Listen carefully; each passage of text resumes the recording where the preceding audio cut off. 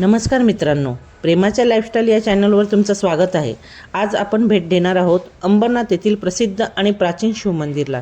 या मंदिराचा इतिहास, स्थापत्यकला आणि त्याचं धार्मिक महत्त्व जाणून घेण्यासाठी हा व्हिडिओ शेवटपर्यंत बघा। मंदिराच्या भिंतीवरील कोरलेले नक्षीदार शिल्प पाहून आपण थक्क होतो। दगडावर कोरलेले देवी देवतांचे चित्रण, रामायण महाभारताचे कथा आणि निसर्गाचे नाजूक नमुने या मंदिराच्या स्थापत्याला अद्वितीय बनवतात। अंबरनाथ येथील शिवमंदिर साधारणतः 10व्या शतकात बांधलं गेलेलं आहे। असं मानलं जातं याला अंबरनाथ मंदिर किंवा अंबरनाथेश्वर मंदिर असंही म्हणतात। हे संपूर्ण मंदिर दगडावर कोरून तयार केलं गेलेलं आहे आणि त्याच्या स्थापत्यकलेत त्या काळातील उत्कृष्ट शिल्पकलेचं दर्शन घडवतो।